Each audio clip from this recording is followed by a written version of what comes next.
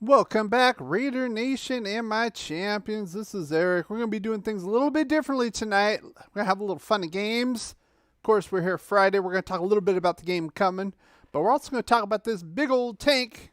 A lot of people want a tank. Some people don't. I've already got the poll in YouTube. I want to say hello to my TikTokers as well. Put a 1 in the chat in TikTok if you want us to tank the rest of the year and go after one of those big name quarterbacks in the draft. Put a 2 in the chat if you think we should not tank this year.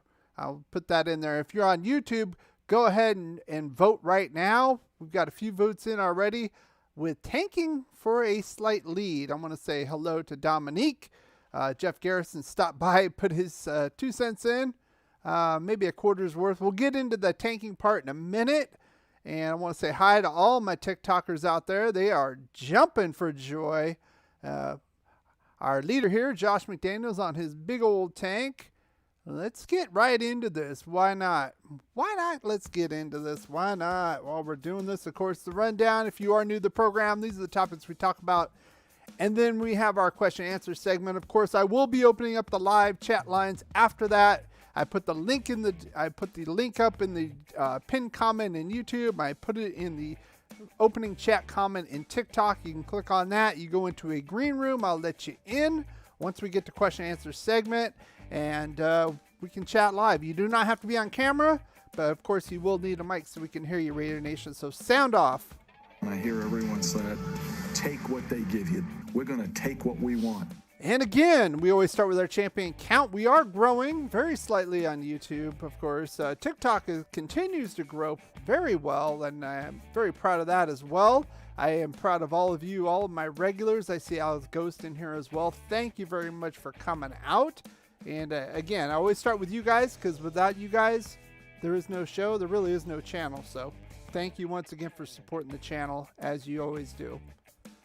Now, as we always do, we always have a Raider poll of the week, and this one's a little bit different. I wanted to ask what you guys want to talk about in the next live stream. You know, if you saw my game review, I was a little kind of disgusted about the season, about the Raiders, of course, the way they're playing. I wanted to know if you guys wanted to do another straight game review. You wanted to talk about tank or no tank, some clickbait stuff. I know a lot of people like that, or something else.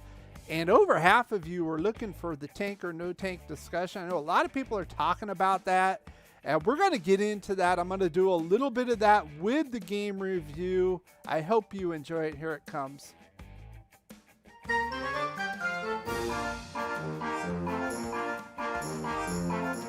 Oh, yeah, and the circus is in town. So here's our matchup. We always start on the defensive side. As far as injuries go, of course, Waller and Renfrow are out. Jonathan Taylor should be playing. I want to kind of skip that right now and get right into the fun stuff, the meat of this argument. And my first my first dookie of the game right there is Jonathan Taylor. Of course, if we are going to tank and we need a dookie from him, he needs to get to the century mark. He's been hurt. He's been trying to come back. He skipped last week. Looked like he was kind of on the right path.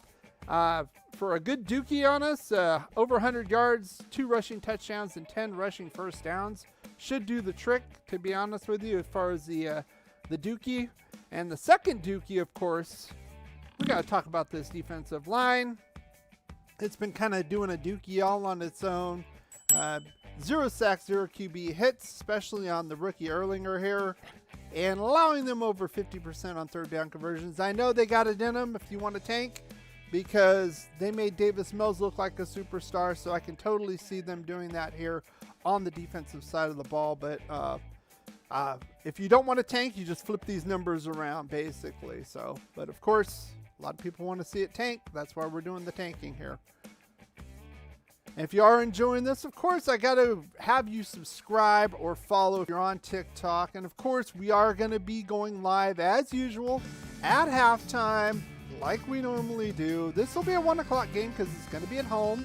So we will be going on at halftime. That's about 2:30 Pacific.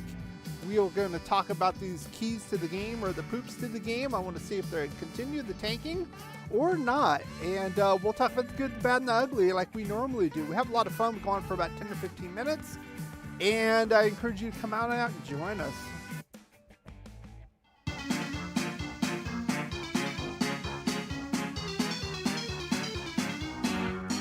And the clown show continues, especially on the offensive side of the ball. Of course, we're going to be without two of our stars. And of course, you know, Darren Waller's basically been MIA after he signed the contract anyways. That doesn't really matter.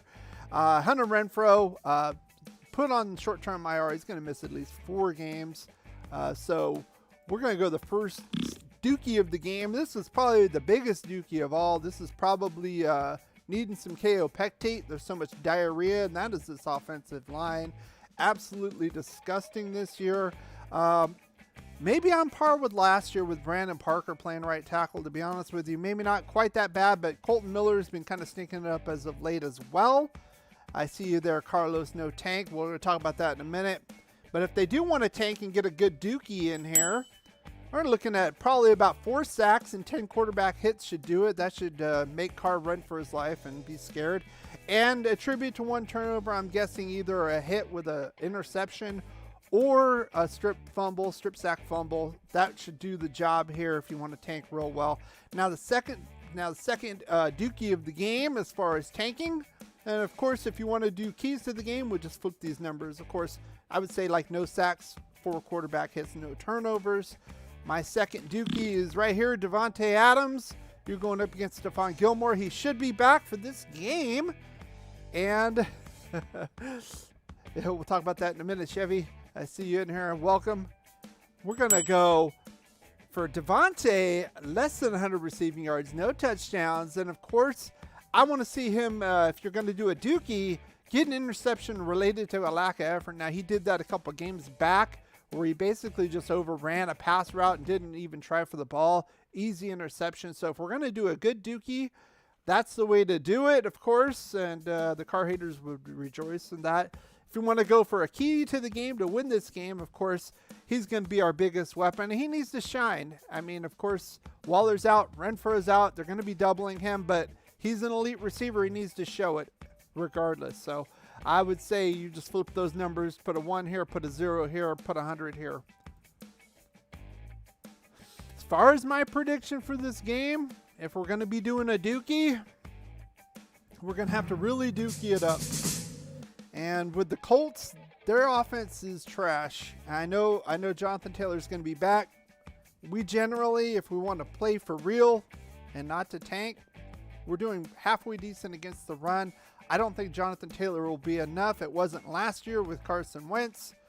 I don't think the Colts get much more than 19 or 20 points in this game. So for us to really stink it up, Kwity Paye, Yannick Ngakoue are going to have to terrorize Derek Carr and completely shut down this defense. If that happens, I can see a 19-7, a 20-7 loss where we might get a garbage touchdown at the end to prevent another shutout.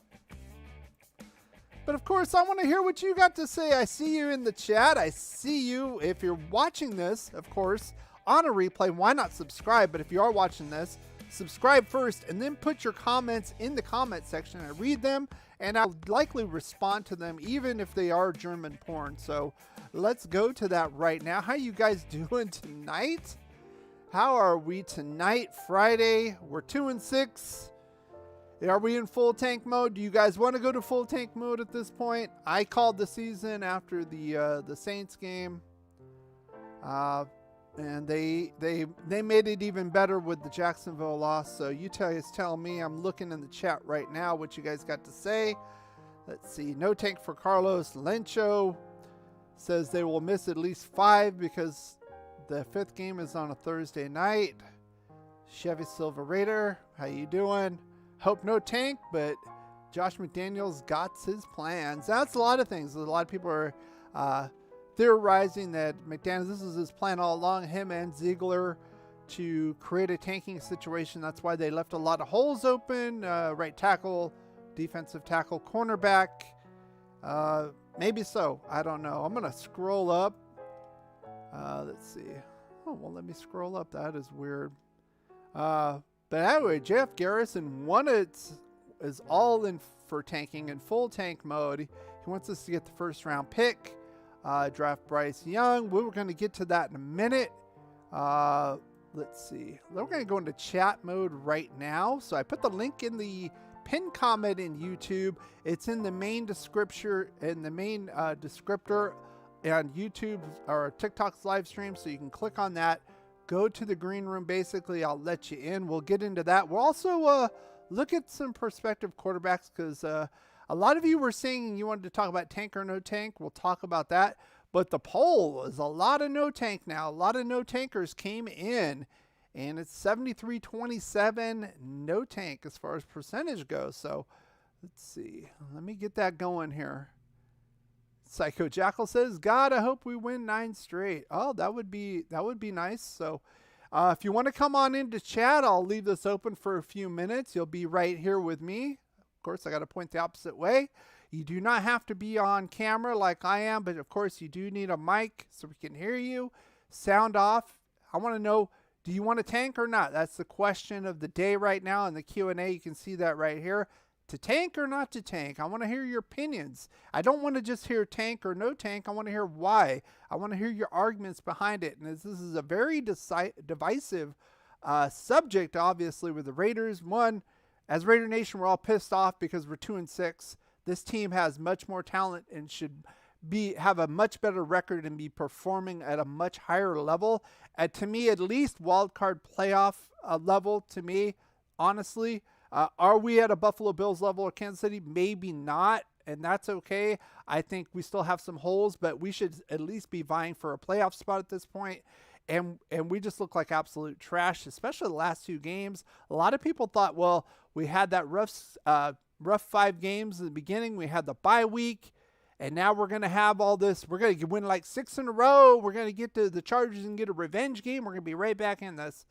Hasn't happened. Only won 1 of the 3 so far after that bye week. So, and the Houston game was unbelievable until the second half. They played like absolute garbage till the second half, and late in the second half they got a late touchdown, but still not up to par. And then they let Josh Jacobs loose on that terrible run defense of the Houston Texans. I've talked about a number of times, not only during the season but also in the off season. With regards to a possible trade of Cleve Farrell. So let's see what you guys got. Elsgo says, I hope we're not tanking. Okay. A lot of people don't want to tank. It's amazing that you guys wanted to. I got a lot of votes. Over half the votes that I got was debating whether to tank or not. But a lot of you here do not want to tank. So maybe some of the people that can't be on the live stream that want to tank, you go ahead and put your comments in the comment section below. And honestly, especially if you're not subscribed or you're not following, why not do that right now? Why watch it on replay? Why not join us? You can come right here and be live and part of the live chat. Again, you don't have to be on the cam. You can put your mic on and sound off. You know, we're all pissed off at Raider Nation because the way this season has kind of played out, we've done a lot of kind of stupid things. And honestly, we just destroyed 2 games, absolutely, Arizona and Jacksonville, totally winnable, choked in the second half. Tennessee, we started off bad and tried to come back. Didn't have enough, to me, in my opinion, didn't have enough racetrack to catch them. But again, we're not getting 4 quarters. And ironically, I think the best game we played was against the Chiefs on Monday night in their house. We only lost by 1 point. We did lose, but we had a good showing. You know, we had a good showing. I'd rather see that than a choke job. You're up 20-0 and choke a game away like Arizona or like we did with Jacksonville. Let's see. So let me know if you guys want to join in. Join into the live chat right here. If not, we'll go to plan B. We'll talk about some possible tanking options. Go over a couple of the quarterbacks that are going to be in the draft. Let's see. Psycho Jackal says, no tank, but McDoodle's on his playbook, I think will. Psycho continues and says, I thought he actually tried to win, but got out coached, now pretending to tank in order to blame off himself. Maybe some of the things he does, again, we've talked about this season. If you've been here either live week to week or watching the replays, he's done some crazy things. The onside kick, the fake punt, and ill-timed. We're up 10-7 on the onside kick. Didn't make any sense. The fake punt in our end, and it was really ill-advised. Everybody saw it coming. That was an absolute joke, the Saints game. Going for 2 in Kansas City. You could probably say that's more of a gutsy move, trying not to go to overtime. But to me, I mean, we were playing neck and neck with them. I would have rather tried to tie it. And he was saying, well, we couldn't stop KC's offense. Well, then if we're up by 1, we can't stop them anyway. And it was funny because the defense actually did stop them. And we only lost by 1. We could have went to overtime in that game.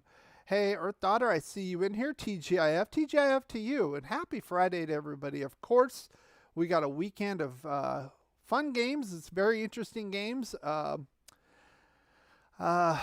don't know.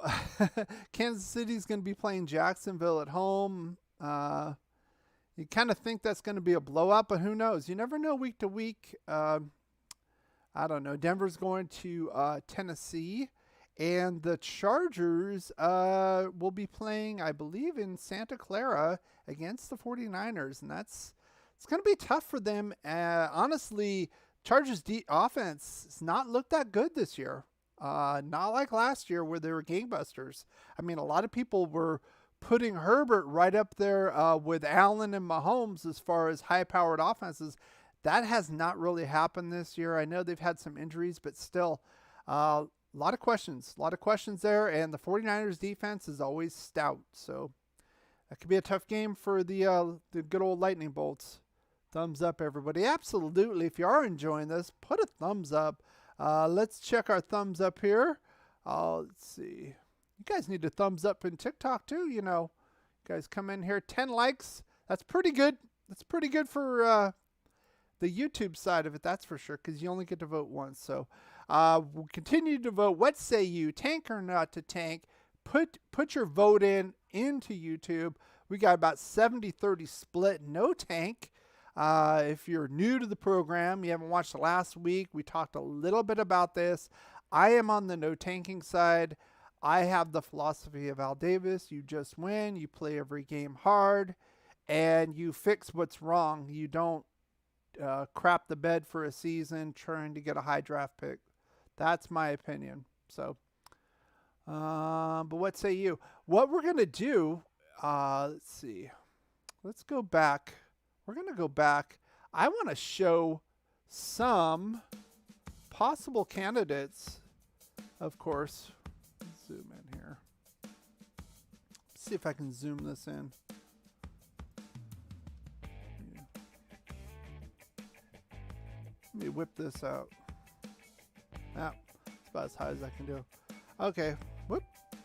So, of course, mainly 2 big names that stick out as far as candidates right now. Why is that doing that? There we go. I don't know why that's doing that. Insanity, but whatever. It's having some issues on the TikTok side, guys, if you did not notice. Bryce Young, Alabama. 6 foot, 194. To me, a little undersized. A lot of people like him. Jeff Garrison was mentioning tanking for this guy. It's an overview. I just pulled this up from Draft Buzz. Now, when we do get in the off season, I will do more in the off season things, and we also do mock drafts, which are very interesting and very fun. So, but since it almost kind of feels like we're in the off season because of the poor performance and basically having no chance to get in the playoffs. So, these are their rankings. I mean, you can take them for what you want. 5-star recruit, and ESPN 24/7. Went to Mater Dei High School. That's a high school here in Southern California. It's a beast high school. They go and beat up everybody just about. Stud school if you don't know. Just scrolling down. Strengths, very confident passer, shows good accuracy, etc. Fields play with rhythm, makes the game look effortless. Quick-footed and balanced, scanning the field, strong arm, straight line speed. It said he runs a 4.5 40, so he's a little small though. I'm kind of thinking kind of Justin Fields type guy right here. Accurate, very accurate. Can evade pressure. Definitely going to need that with this offensive line. Holy crap. Sees the field well. Breaks the play down. Occasionally changes the play at the line. And of course, as he gets older and more seasoned, of course, he'll get better at this for sure. Confident in the pocket despite pressure. Ability to show he makes 50+ yard throws even with the defenders pulling him down. So strong arm kid. They knock him for being small. They got him 5'11". They put 6 foot up there, so looks diminutive in the huddle. I'm thinking Justin Fields. Let's see. Sometimes trusts his arm too much. Trying to stick passes late. You could see that sounds more like Trevor Lawrence here. Trusting his arm too much and throwing picks and trying to shove passes in. He did that the week before in the game against Denver and lost the game. I think 2 red zone interceptions there. Played for Alabama, has elite talent. Maybe the talent's holding him up. I don't know about that. The summary is either Strut or Bryce Young will go number 1. Let's see. Generational talent. Amazing arm, accuracy, elite mobility, undersized. Okay. So it remains to be seen if he can hold up against a subpar of... Uh-oh. Uh-oh, guys. Uh-oh. So it remains to be seen if he can hold up behind a subpar offensive line. So it would remain to be seen if he can hold up behind the Raiders' offensive line. How about that? So we're going to look at C.J. Stroud. That's the other guy people are talking about, Ohio State. A little bit bigger. Let's see what he's got. 4.7, a little slower, a little bigger. This is reminds me more of a Josh Allen type. Long passing, 98%. Oh, 4-star recruit, not 5-star recruit. Rancho Cucamonga, that's nearby here in Southern California. Yeah, we grow them all, I guess. I don't know. How about that? Let's see. Ohio State. Ohio State quarterbacks have not done so well in the history, so I give a hope for Justin Fields though. Let's see. Let's see the strengths. Let's see. Oh, looks like somebody joined the chat. I'll get to you in a minute. I want to look at these real quick. Sounds like somebody joined the green room. Just hold on 1 second. We'll talk about that. Smart signal caller is a natural leader. Good zip and elite ball placement. 573 yards in the Rose Bowl against Utah Utes. Oh, of course, that was last year. Traditional quarterback, 6'3", 218. Gets the ball out quickly. You need that in the NFL for sure. Sprays the ball anywhere on the field. Athletic. NFL level arm. Great accuracy overall. What's the problems here? Few struggles early on in the season. Okay, well. Yeah, rookies do struggle even in the NFL. Look at Peyton Manning's first year. I mean, he had 2 Hall of Famers with him, Falk and Marvin Harrison. And look how many interceptions the guy threw in his first year, by the way. Inconsistency issues. Okay, that can be corrected. Elite talent around him. Again, another argument about elite talent around him. Is he really that good? Okay, well, we'll get into that a little bit deeper once we get into the true offseason. I do see Al's Ghost here. Let's get into the chat. How you doing, Al's Ghost? You are now live. How you doing, sir?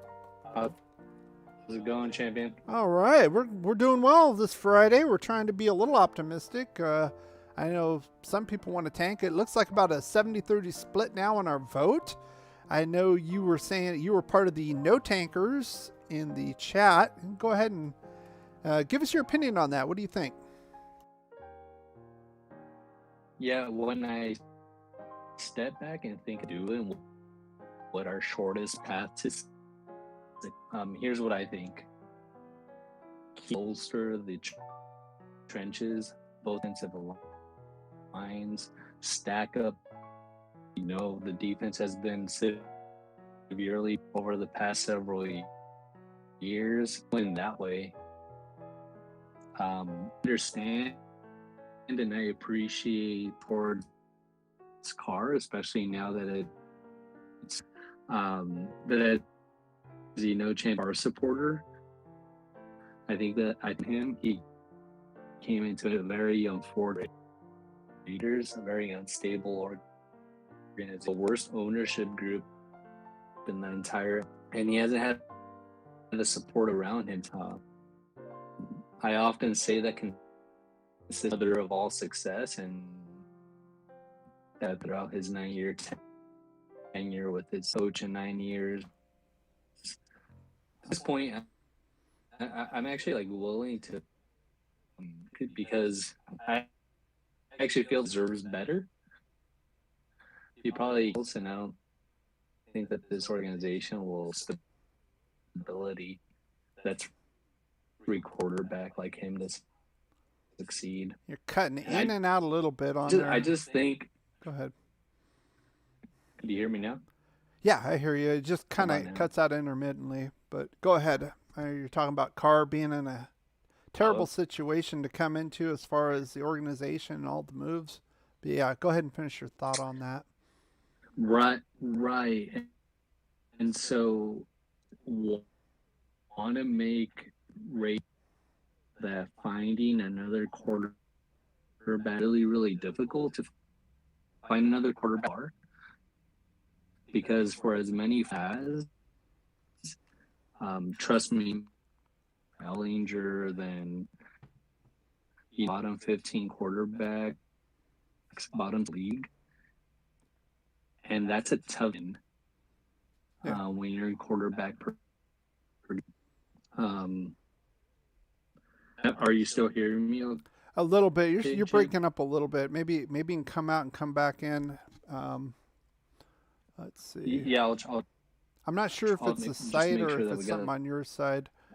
But yeah, basically, I kind of get the gist of what you're saying as far as Carr coming in a bad situation, having to deal with this. To me, he's an average to above average quarterback. But again, he has those times where he kind of huddles up like a roly-poly and kind of huddles up into a ball. Joey Bosa was right. I mean, he's a prick, but he was right. And at times he does that. And other times he's going to stick in there and get hit. He's going to literally jump over defenders to get a first down running the ball. So I don't know. He's kind of indicative of the team. You know, it's like a Jekyll and Hyde. Which one are we going to get from week to week? I'm kind of tired of worrying about which Derek Carr we're going to get, which Raiders team we're going to get, and I don't know. I mean, if we go that bad and we can get one of those big name quarterbacks, and they think that he can be another Josh Allen or Patrick Mahomes, they had to pull the trigger and try it. I mean, I use the same argument that I've used before with Kansas City Chiefs. You remember before Mahomes, they had Alex Smith. They were a decent team. They weren't a good team, but they were a decent team. But you could kind of tell Alex Smith was never going to get him to a Super Bowl. They went up. They moved up to the 10th spot and went and grabbed him, Patrick Mahomes. And from there, I mean, it's written. I mean, he helped get the Kool-Aid Man over the top, Andy Reid. Of course, he couldn't win in Philly. That was his big knock on Andy Reid. But, I mean, that can do it. I mean, he also went and got Tyreek Hill. He had Travis Kelce. They started building up on the defensive side, of course. But I don't know. I think if we go that bad, if we can get one of those two, maybe we should go after it. Let's see. I want to see what the chat. There's a lot of chat going on here. I see you back in here, Al. I'm gonna go over some of the chat and then I'll get your take. And hopefully, it looks like you've got full bars on my end right now, so that's good. Let's see. Let's see. Dominique says I wouldn't tank for any of these quarterbacks. I want young Strut or Levis. Next year's class is way better. Drake May, Shedeur Sanders, Caleb Williams, Quinn Evers. Okay. I don't watch a whole lot of college football because To me, I don't have a whole weekend to focus on all of it. I watch more pro. I will watch some college at times, but I do more tape looking and review during the off season, and that's where I kind of get. If you've been here before, you were here last off season. We do mock drafts, and then I'll say, yeah, I want to get this player because he can do this, he can fulfill this role, plug this hole, so to speak. So that'd be a good one. That'd be a good topic for the off season. We can look at some quarterbacks, especially depending on how we finish. We might have to be. Lencho says Jalen Carter, Gregoria, defensive tackle. So we're already talking about the 2023 draft options here. Chevy says, thoughts on Blake Martinez? Everyone wants to blame the DC and the offense, or blame Derek Carr and the offense, but what's it mean when a new defender retires? That's a little weird. There's two thoughts to that. Some people say, well, he's had injuries and he's had enough, but other people say, well, he was 28. Why, if you wanted to play, I don't understand why you would retire, because if you think the Raiders are terrible, you're not going to play again. The Raiders are still going to retain your rights, right? So I don't know. I think the bigger story is Darren Waller out of all this. I mean, I keep coming back to that, and I know people are going to slam me for it, but it always seems when the chips are down, that guy's not around. It's the truth. Last year, when all the crap was happening, he was hurt. And then we made a run and we could get in the playoffs. Oh, he's back. And then training camp, he's hurt. He's having a sit-in. He wants more money. They give him more money. Not playing so well. I'm hurt again. You know, there's too much smoke around this, and frankly, I'm kind of done with it. I know I heard rumors that Green Bay was after him before the trade deadline. They probably didn't want to give up enough for him, but at this point, not to say I don't like Foster Moreau. Let's put that on the table right now. I can't stand Foster Moreau. I couldn't stand him last year. He caused a pick 6 with Miami. The guy doesn't run the routes very well. Fumbles the ball a lot to a point where he's literally running like this now.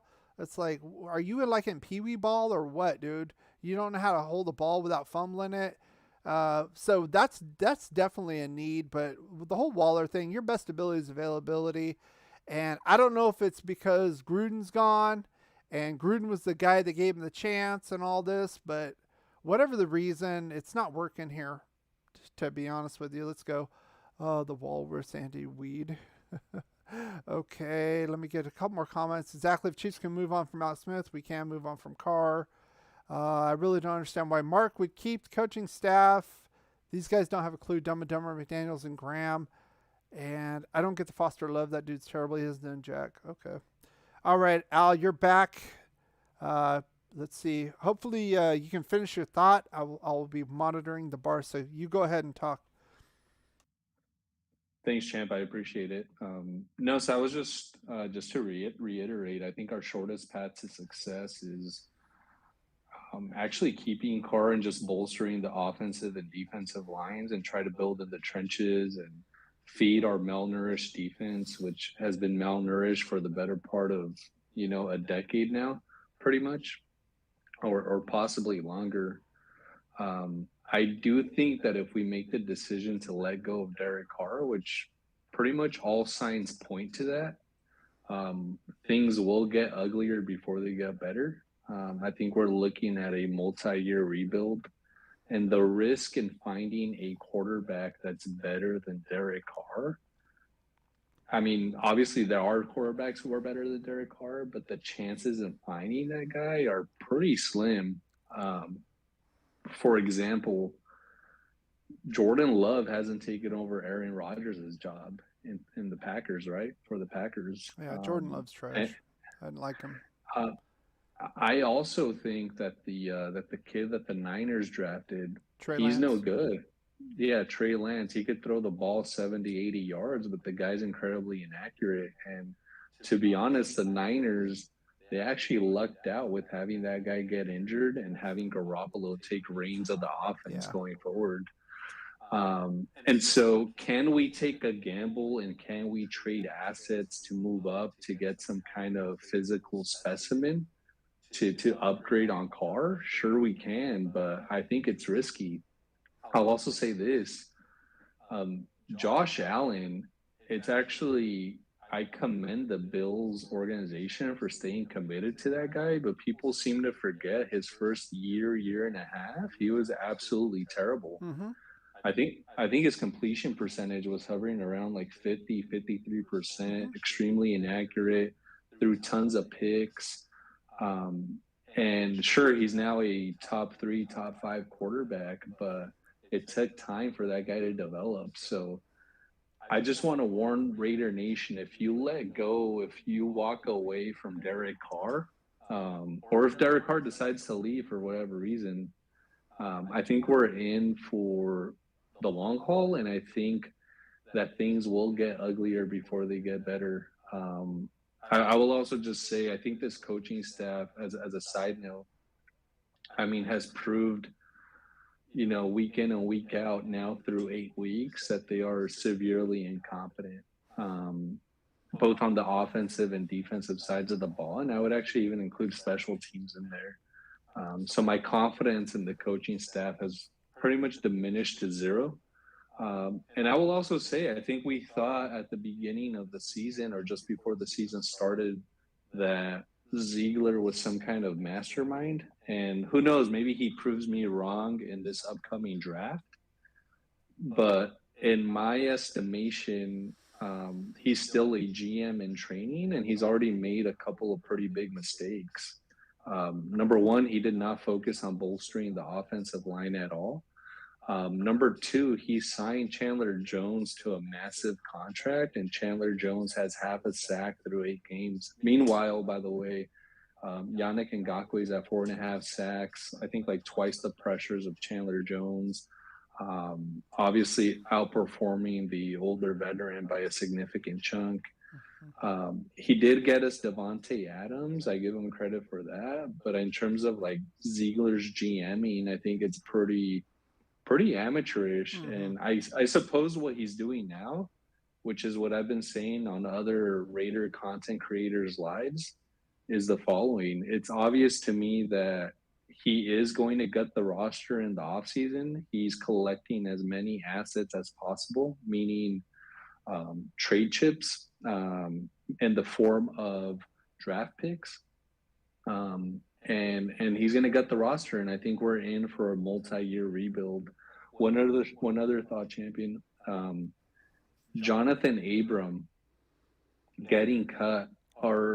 Are you seriously going to tell me, and I'm not speaking to you directly, that what's his name, Polamalu is better than Abram? I understand that Abram has his limitations on covering receivers, especially downfield, and covering tight ends, but he is serviceable as a box safety, as a hybrid linebacker. So I just question his decision to cut him.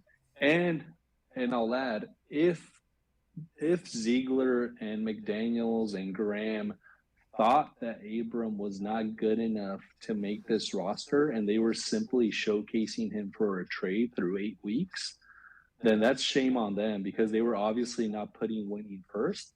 They were putting, getting a draft pick ahead of actually winning the football games, because that's the only reason why they would actually put him on the field, if they were showcasing him for a trade through 8 weeks, and then all of a sudden the trade deadline passes and then they decide to cut him. But anyways, those are just some general thoughts. Well, I would say the first thing, let's talk about the Abram situation. We don't know what was happening in the locker room. Abram might have said, I'm done with this. Of course, you're 2-6. Yeah. They already had a player meeting on it. It didn't really do much, to be honest with you. You could even argue it's things have gotten even worse. I was really hoping, and we saw it a little bit in the Jacksonville game, the first half. I talked about it in the halftime report, where the stars, the leadership, was kind of stepping up on the field. Devontae, Carr, and them, and then it just was gone again. So I don't know what's going on with that. I know Jerron Harmon played himself into a job, and Abrams odd man out. But it is kind of weird because especially with Divine Diablo being out, same kind of player in my opinion. You'd want that.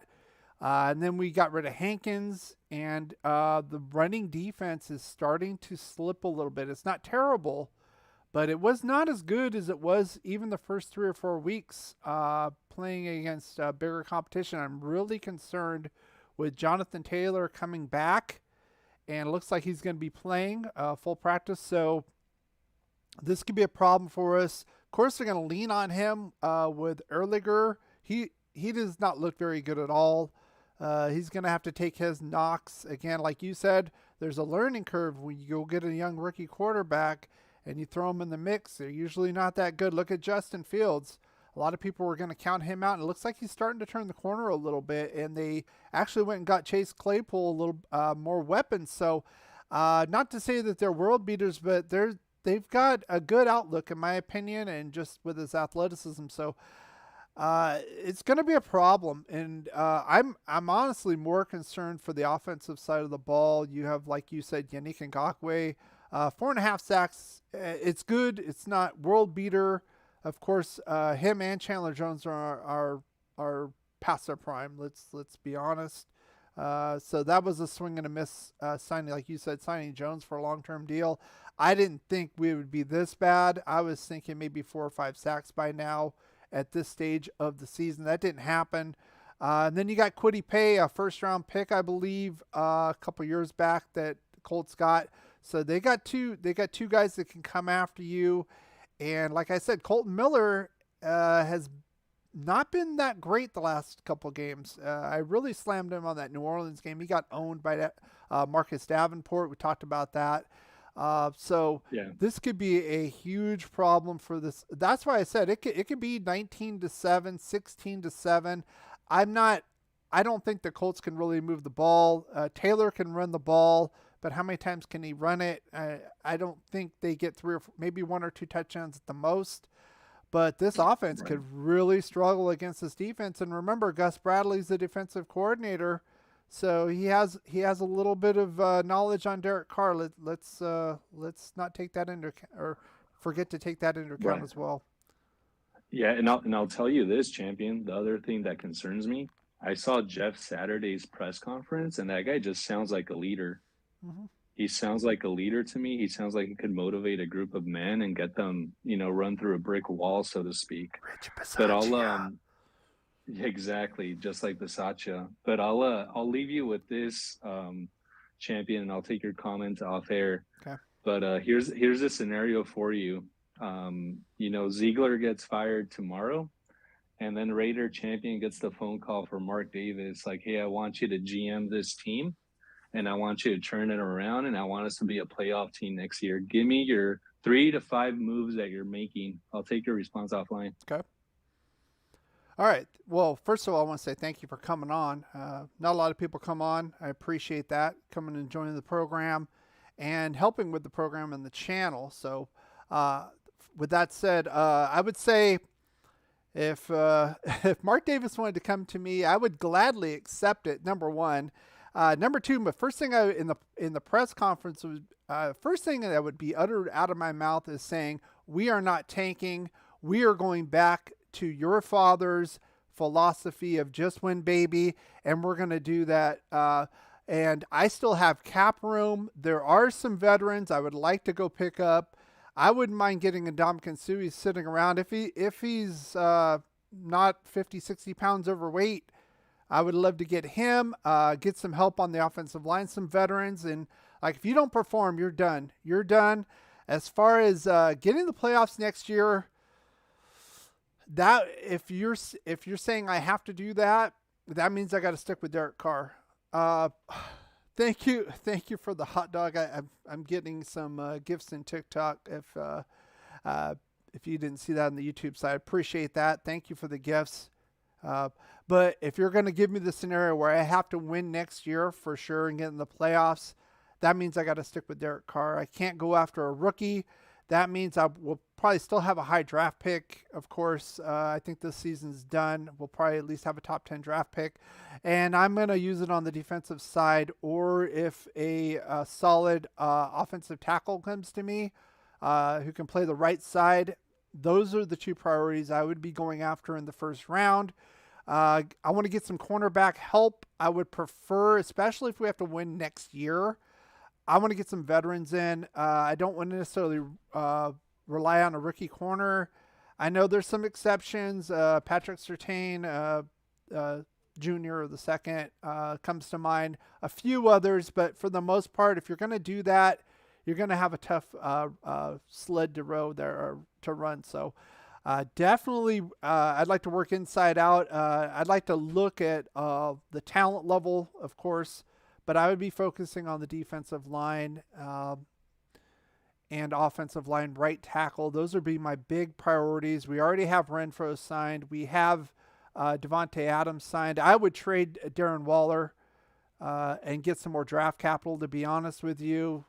I know people would want him. I don't know how much we'll actually get given all his injuries, but it's clear he doesn't want to be here. I know people are going to give me crap about that, but it is what it is. I've seen this for 2 years now, and frankly, I'm done with it. Foster Moreau would be gone.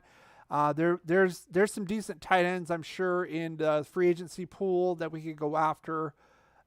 Maybe some mid-round help in the draft. Usually those guys will fall in the mid-rounds, like the rookies. So that said, I think, and of course, the linebacker, I would want to extend Denzel Perryman, get him some money. I'm not going to pay him crazy money because he's 31 now, and he does get hurt, but he's a hell of a player. And when he's on the field,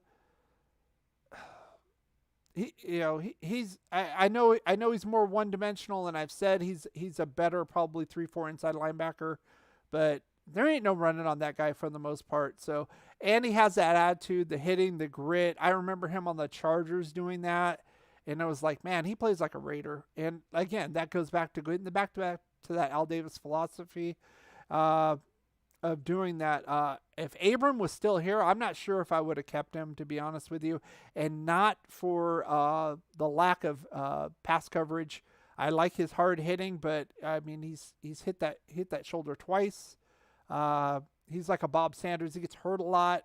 I think we could move on from there. I didn't really hate that move too much, but at this stage of the game, you didn't extend him anyway, unless he came to you and said, I want out of here, then, that might have happened. So that, I hope that would, I hope that answered your question. I didn't run too long. Of course, the running back, Josh Jacobs is going to go somewhere else. I don't think we could afford to get him, but there's always running backs. I wanted Dameon Pierce. What if we would have drafted Dameon Pierce right now? Oh my gosh, we'd be set. Rookie guy, we'd have him for what, 3-4 years at least. So look what he's doing in Houston. Look what Houston has. Houston doesn't have jack. It says nothing. And Brandon Cooks wants out. Brandon Cooks wants out there. Maybe I'd go make a trade for him. I don't know. I don't know if we could afford him. He was a target of mine before we got Devontae, to be honest with you. But they don't have much of anything there, and he wanted out. So and Dameon Pierce, nobody's afraid of Davis Mills. Come on, let's be honest. He's average at best. We made him look good because our defense sucks.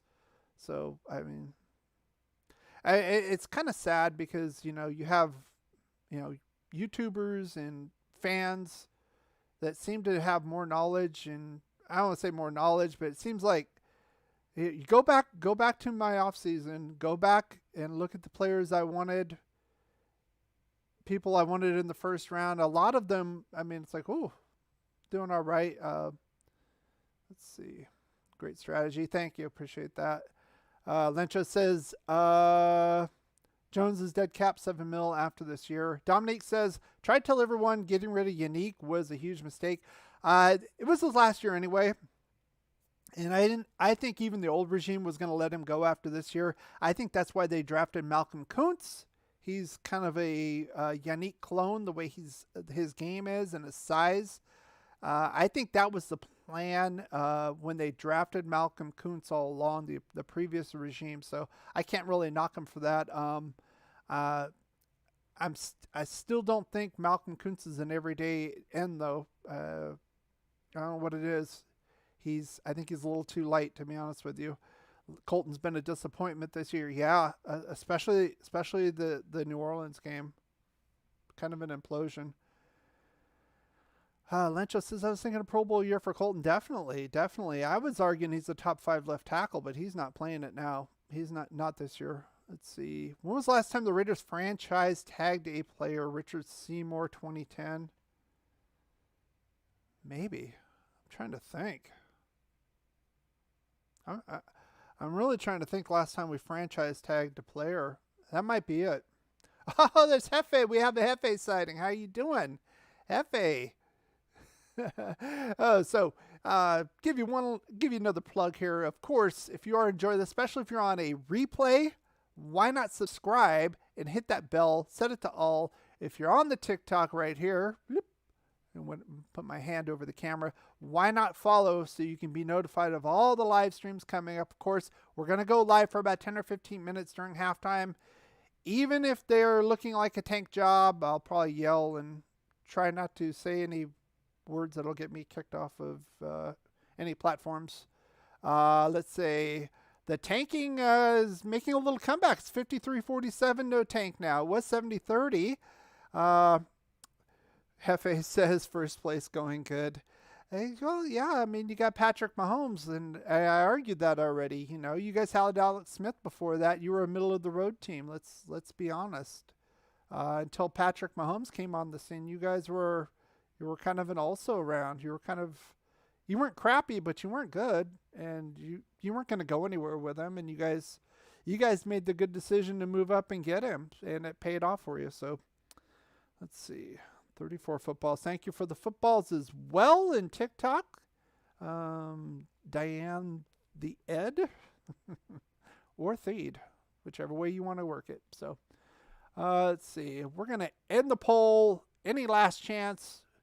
I usually go about an hour. We're at the 53-minute point, so we'll be taking any final comments you want to put in the chat. And let's see. Whoop. We'll put this over. Anything you guys want to put in the chat right now, we'll talk about. 53-47, no tank. Lencho says once the Walrus retires, Mahomes will be caca. Maybe. I'm not gonna say Mahomes would completely suck. He was exposed in that Super Bowl because the offensive line was terrible. They lost both their tackles before the game. Plus he had a what was that, knee injury? A minor injury. He got it scoped, but he was waiting until after the Super Bowl. I don't want to make excuses for him, but he's an elite quarterback. He's a top 5 guy in the league right now. I think even with Andy Reid gone, he would still look good. Maybe the team itself wouldn't be as good. I'll give you that. Andy Reid's a solid coach. I mean, he was with Philly as well, even though they didn't win a Super Bowl. Still he could do the job. So dinner time, adios. Thanks, champ. I appreciate it. Thank you for coming out, Lencho, and thanks for all of you, especially Al's Ghost, who came on the live. Put his opinion out there. I do appreciate that, and you can do that next time. We'll probably not the halftime. It's only about 10 minutes, but we will do a game review on Monday at 6 p.m. Pacific. But we will be on about 2:30 Pacific Sunday afternoon at halftime. Whatever the halftime is, it could be a little earlier, a little later. So you want to catch that, and especially if the Raiders are playing like crap, you'll get a nice show because I'll probably be yelling and screaming. So. Okay.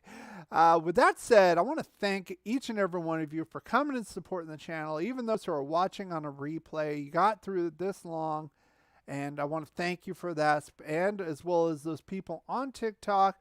Thank you very much, and I will see you on Sunday afternoon That said, as always, no tanking, and go Raiders. Ask you something, with all the distractions that you have off the field, how are you able to keep focused on winning football games as you do and do throughout the years? When you have great coaches, then after you have great coaches, you get great players.